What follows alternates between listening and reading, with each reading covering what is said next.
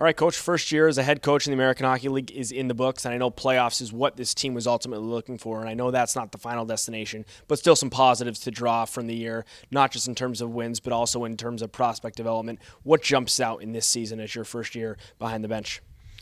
We're excited about the idea of where the Calgary Flames are at right now, and we feel players worked hard and staff, medical staff and training staff and equipment staff included, everybody worked hard to help make that happen. So we had some good contributions up there for the Flames that came from the Heat. And meanwhile, down here, we had a group that was a resilient group, showed some really good offense, showed that we wouldn't back down in the face of a lot of adversity. So there's some positives going on there, and certainly some things we really need to build on and improve moving forward. A top 5 offense this year in the American Hockey League, and that is no small feat. Clearly a very talented group up front. What names or what players and what success was driven from this group? Well, I think when you look at some of the guys that had career years, Alan Quine's pace was something that was, as high as any in the American Hockey League in terms of points per game. Tyler Graveck had a career year, finishing off with, 50-plus points. And we had guys that sort of were excited about where they came from as young players and put up some good numbers. Godden and Phillips and Dubé are guys that come to mind that found their way into this league, took some adjusting in some cases, but certainly came out in the end playing some pretty key roles for our team. And so overall up front, I thought there was some good growth. Some good accomplishment by some of our more veteran players. And on the back end, we had players play some roles maybe a little above where we had slotted them in. Adam Ollis-Mattsson comes to mind. He was someone who played up higher than we had originally anticipated, but he handled it really well. He was named our best defensive player of the year. So certainly hats off to guys who took a big step like that. And a player like that, he goes into that role in big part because of some of the graduates. And at the end of the day, that's what this organization is looking for, taking guys that have had success here in Stockton. You look at Rasmus Anderson, you look at Oliver Shillington. How much pride do you take in guys graduating and being huge contributors up at the Flames? A lot of pride in that, and I think we try to push the rest of our group to take a lot of pride in it as well. It's has to do with the everyday work they do with each other on the ice. It has to do with the contributions that our whole staff makes. So it's exciting to see the Flames in the position that they're in, and to see those guys like Rasmus Anderson, and even into years gone by, whether it's Mangiapane from this year, it's Rittich from last year, and Hathaway and Jankowski. It's really exciting for all of us to see that happening, and wish nothing but the best from them, but at the same time, are proud of the efforts that the guys down here put in to help them reach those goals. And 2 players that really come to mind, that players that contributed not only here in Stockton a lot, but also up in Calgary as well, are Dylan Dubé and Juuso Välimäki, 2 very highly touted guys. You weren't sure coming into the year how much time they'd spend down here, but they spent a good chunk and they developed quite a bit. Yeah, I thought Dylan Dubé, for one, is a guy that a little slow to start, but offensively, over a point per game pace. A lot of details in his game that he's working on and trying to pick up away from the puck, and we made some progress there.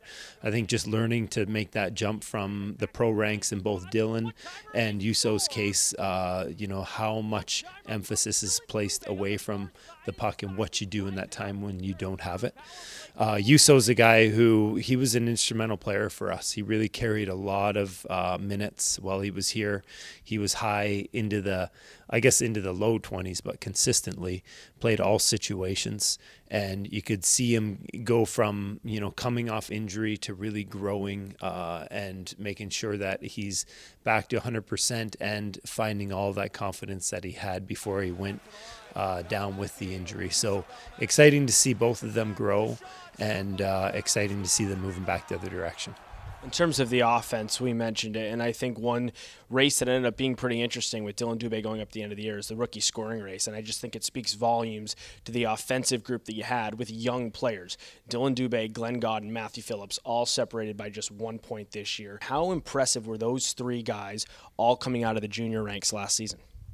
Very impressive. I think that, the Dylan did his in a shorter amount of time. That was pretty impressive in itself. He's got that world-class speed that really broke the game open for him. Glenn Godden had a great year last year in junior, and as did Matt Phillips. But I think the progression of those two players over the course of the year was pretty interesting to see, both sharing a spot on the fourth line at the beginning of the year, getting some spot duty on the power play at the beginning of the year, a little bit of PK for Godden, to now fast forward 6 months and look at the instrumental roles that they play on special teams, the instrumental roles that they play in 5-on-5 situations, leaning on Godden and Phillips to create goals with Morelli here at the end of the year, and just getting some real good progression out of them. So that's pretty exciting. Seeing, finishing at 39, 38 points respectively, that's a good output for these young men. And especially when you look at starting pretty lean, especially in Phillips' case, he started pretty quiet for the first 12 games and has put in a pretty solid season. In this league, it's not all about your age. It's really about your experience. And Curtis Lazar, although he's not an older guy, he's just 24. He turned 24 this year. He kind of, took the role of a veteran guy that could not only be a leader on and off the ice, but also a mentor to some of these younger guys. How crucial was he in terms of what this group did this year, both on the ice and off the ice in the locker room? I think Curtis he was crucial in the example that he set. Like the pro that he is, he's not an older guy. He's a young guy, but he's got some experience at the NHL level, and that sets him apart from some of our guys. He came here with such a positive, infectious attitude about how I'm going to get better, and you saw it as a guy that would deal with them in a variety of situations, whether it's media related or community event related. And Curtis, you can't say enough about the maturity and the positivity he brings to the situation. And so how does that affect our team? Well, in a really positive way. When you look at, we just talked about the Dubés, the Goddens, the Phillips, and where are they leaning for their example and who are they looking to? And I think that in addition to his play, Curtis Lazar gave us that really good example for these young pros to look up to and follow. And so his imprint is both on the ice at a variety of circumstances or situations, but also in the dressing room and even over into the gym and away from the rink and in the hotel on the road when these guys can learn from him. And he came in and I think did the best that he could in terms of being positive and getting the most out of a situation where he was hoping to be in the NHL this year. And just before I let you go, in terms of a personal side for you, as you mentioned off the top, your first year as a head coach in the American Hockey League, do you feel like what you learn from this group, whether it's good or bad, will help you and the Flames organization into year two? Big time. I really do. I think that learned a lot this year. This was, as my first year at the American Hockey League level, I learned more about the kind of player that's in this league. Like, as an assistant coach, but when you fill that head coaching role, players, you'll see it's different, right? Yeah, you'll see them in a different light, and they'll come to you in a different light.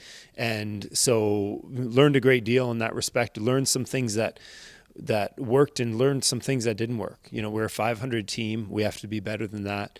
And one thing I can appreciate from our players is that they're candid and open and want to share at the end of the year. And we learned from that. And we're going to take that info and put it into applying how we can best service them next year and get what we need out of our team so we can give them all individually the best chance that they can have to make it to the next level.